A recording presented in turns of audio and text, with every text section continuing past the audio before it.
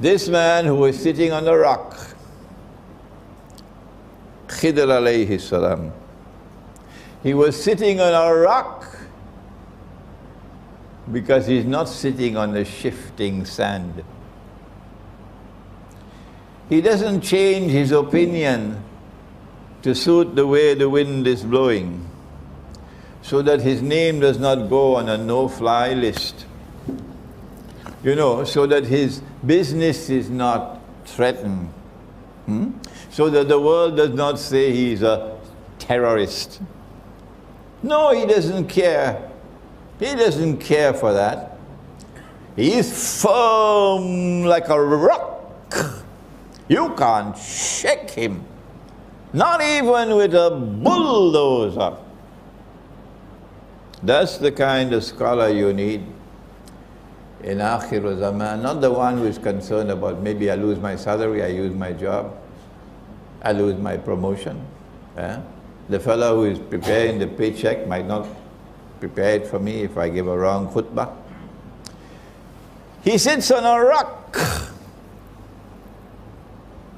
That's the scholar you need if you want to penetrate Akhir Zaman. More than that, Musa alayhi salam, you know where to find him? You'll find him at Majma'ul Bahrain. You'll find him at the place where the two oceans meet. Is it Atlantic and Pacific? No. This is mutashabiha. The two oceans are the ocean of knowledge, externally acquired, and that you get from the universities, and the ocean of knowledge which is internally received, and that you'll only get if Allah puts nur in your heart. And nur is not sold in the stock market. And you cannot have nur in your heart if you tell lies, monstrous lies, shameless lies. These people got PhD in telling lies. They started long before 9/11. When 9/11 took place, I said, well, you know, there are three kinds of lies. There are normal lies, and then there are great lies, and then there's 9/11. I thought this was the biggest lie of all. But they've been constantly lying, shamelessly lying. And then go to church on Sunday morning and pretend to be a civilized people. So this man is to be found at the place where the two oceans meet. Majma'ul Bahrain. The ocean of knowledge externally acquired, and the ocean of knowledge internally received. And if you want to get knowledge internally, you must have nur in the heart. And that nur comes only when there is sincerity in the heart. The heart must be for Allah. There's a beautiful hadith. My teacher, Maulana Dr. Muhammad Fadlur Rahman Ansari rahimahullah, gave it to us. That Allah's Messenger said, you must memorize it. Man kana lillah, kana Allahu lahu. Whosoever is for Allah, Allah is for him, Allah is for her. Man kana lillahi, kana Allahu lahu. In addition to that, the one who will receive nur from Allah must direct attention to establishing a proper relationship with Nabi Muhammad alayhi salatu wasalam, because he is nur. قَدْ جَاءَكُم مِّنَ اللَّهِ نُورٌ وَكِتَابٌ مُبِينٌ. There has come to you from Allah a nur, and this book, a nur, and this book. So Nabi Muhammad alayhi salatu wasalam is nur. Follow him. Be careful. Don't part company from him. Because if you step away from him, you're going to lose Nur. And finally, if you want Nur, you got to go to the Quran. Allah is Nuru Samawati wal Ard. And the Quran is the Kalam of Allah. So every word in the Quran is a window to Nur.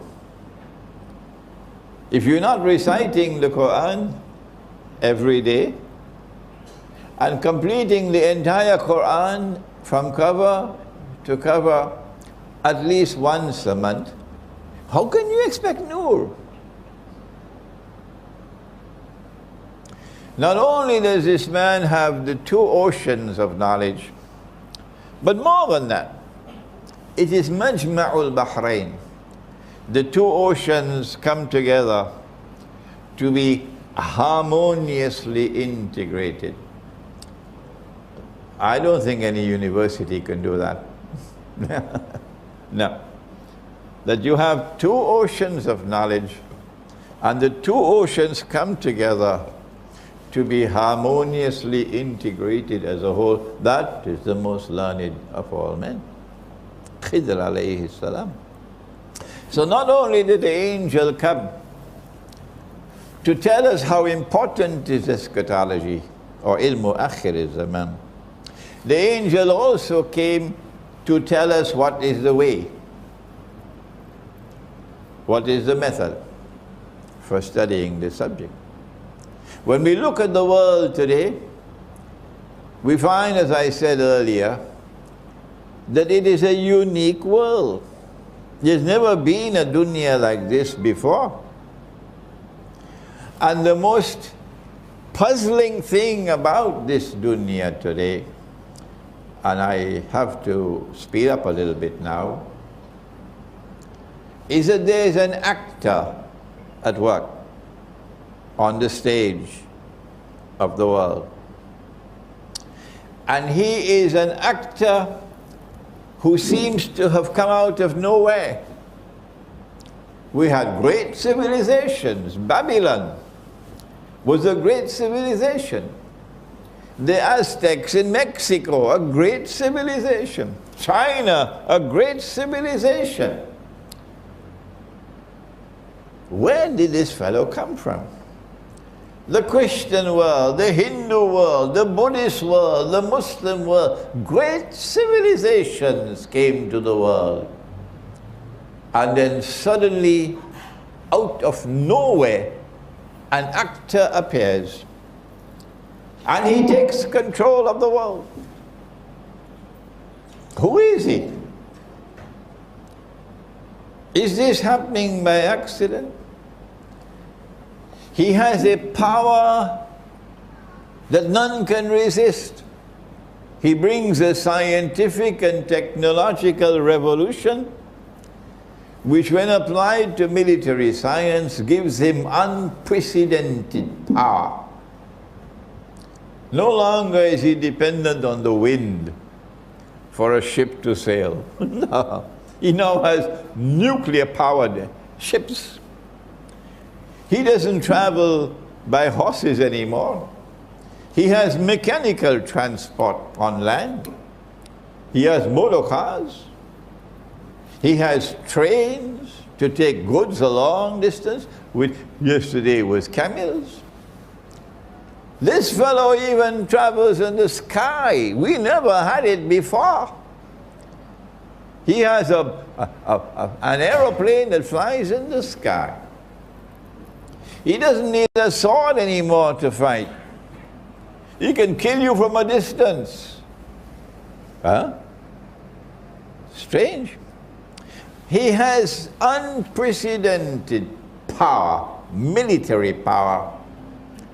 But unlike Zulqarnain, who had faith and who used power, Surah Al-Kahf?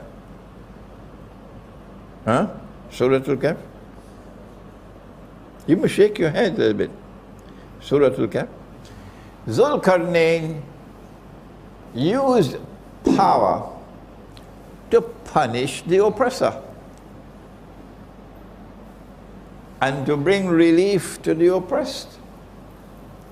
And Zulkarnain used power to help those who have faith and who are righteous in conduct, and to reward them.